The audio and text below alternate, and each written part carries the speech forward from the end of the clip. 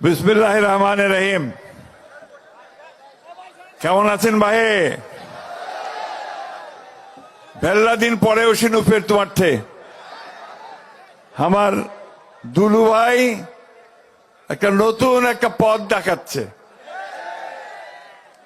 আমাদের তিস্তা নদী বাঁচাবার জন্য তিনি আজকে 5টা জেলাকে একত্রিত করে এই তিস্তা নদীর অববাহিকায় আমরা যারা বাস করি তাদেরকে তিনি আজকে জাগিয়ে তুলেছেন। স্লোগান দিয়েছেন কিসের? জাগো বাহে কোনটা সবাই, দুলু ভাই ডাক দিছে আইসো আমরা তিস্তা বাঁচাই। ঠিক না? এই যে আন্দোলন শুরু হলো, এই আন্দোলন আমরা শেষ পর্যন্ত নিয়ে যাব।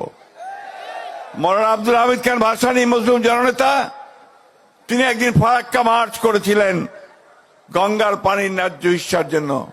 আর আজকে আমাদের দুলু ভাই সেই একইভাবে দাঁড়িয়ে গোটা তিস্তার 11টা পয়েন্টে হাজার হাজার মানুষকে জড়ো করে তিনি আজকে এই ডাক দিয়েছেন, জাগো বাহে তিস্তা বাঁচাই। বন্ধুগণ, এটা শুধু স্লোগান নয়, এটা আপনাদের এই তিস্তার পারের মানুষের যে বাঁচার যে তাগিদ, বাঁচার জন্য যে আহাজারি, তারই আওয়াজ আজকে বেরিয়ে আসছে। কিছুক্ষণ আগে আমার বক্কর ভাই, আমার আরেক ভাই এখানে যে বক্তব্য দিলেন, যে কথা শোনালেন, যে কি করুণ অবস্থা তাদের। আজকে একদিকে যখন তারা সব বাঁধ ছেড়ে দেয়, গেট খুলে দেয়, তখন সে পানির তোরে আমাদের ঘর বাড়ি গ্রাম ধানের ক্ষেত সব ভেসে যায়, তাই না? আবার যখন বন্ধ করে দেয় তখন আমার সমস্ত এলাকা খরায় শুকিয়ে খটখট হয়ে যায়। তিস্তা পারের মানুষের দুঃখ আর যায় না।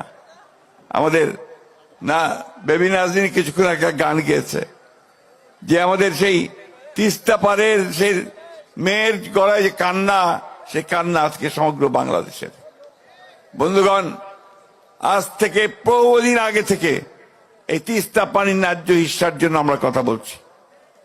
পাকিস্তান আমলে পাকিস্তানিরা বলেছে, বাংলাদেশ হওয়ার পরে আমরা বলেছি।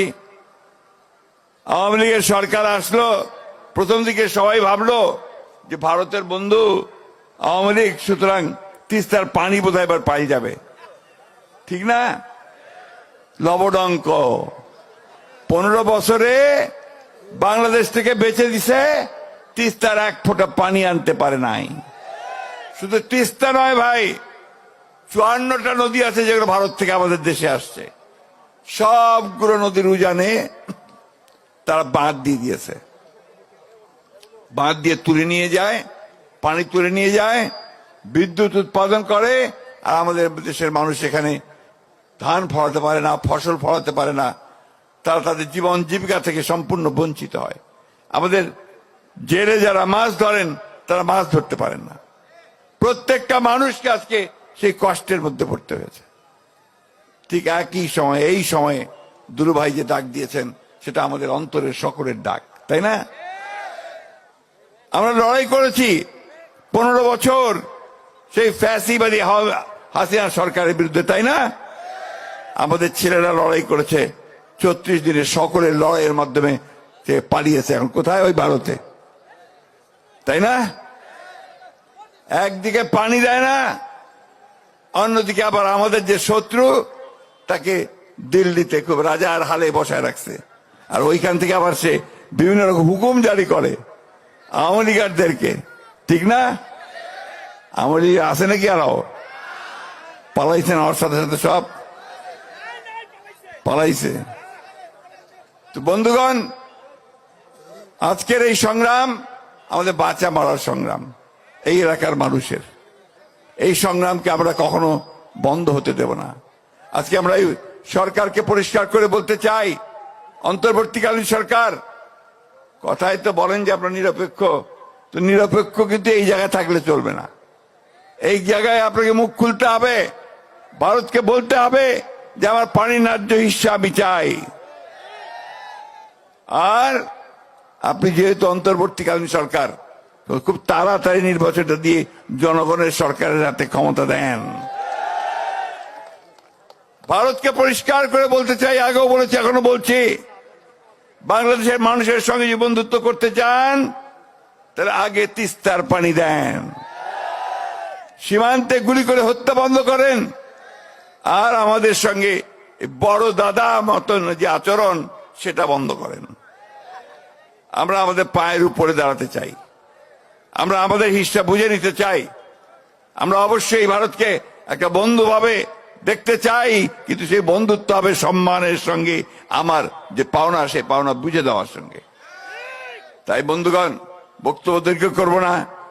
আমি আমাদের আসাদুল আব্দুল সাহেবকে আমার অন্তঃস্থল থেকে ধন্যবাদ এবং কৃতজ্ঞতা জানাচ্ছি যে আজকে তিনি যে আন্দোলনের সূচনা করলেন, সেই আন্দোলন সারা বাংলাদেশকে শুধু নয় সারা বিশ্বকে নাড়িয়ে দিয়েছে। বন্ধুগণ, আজকে আপনাদের এখানে অনেক আন্তর্জাতিক নিউজ এজেন্সি থেকে খবর সংগ্রহ করার জন্য এসেছে। কেন? যে আজকে দুলু আন্দোলন শুরু করেছে, যে আন্দোলন হচ্ছে বাংলাদেশের মানুষের বেঁচে থাকার আন্দোলন। আমরা অবশ্যই দুলুকে আমাদের সকলের পক্ষ থেকে একটা অভিবাদন, একটা স্যালুট জানাই। আমি বক্তব্য বাড়াবো না, শুধু একটা কথা বলেই শেষ করতে চাই, লড়াই না করলে কিছু পাওয়া যায় না। সেই লড়াই করেই আমরা তিস্তার পানি আনবো, আমাদের অধিকারগুলো আদায় করে নেব। আজকে সেইভাবে আসুন আমরা সবাই এক হই। আগামীকাল এখানে আমাদের দলের ভারপ্রাপ্ত চেয়ারম্যান তারেক রহমান সাহেব আপনাদের সামনে বক্তব্য রাখবেন। এটা আমাদের জন্য অনেক আনন্দের কথা।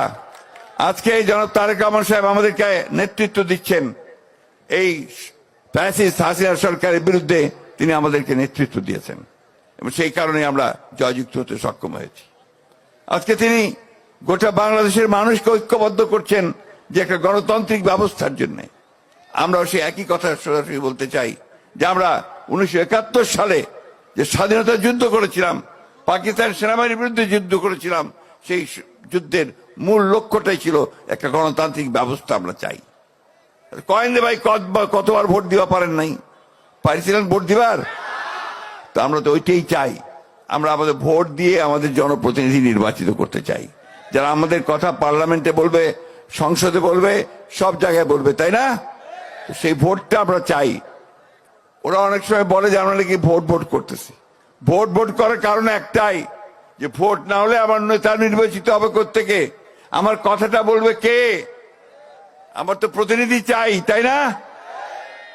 সেই জন্যই আমরা নির্বাচনের কথা বলতেছি। আর নির্বাচন দিলে দেশটাতে যে অশান্তি সৃষ্টি হয়েছে সে অশান্তি হবে না, শান্তি আসবে, একটা স্থিতিশীলতা আসবে।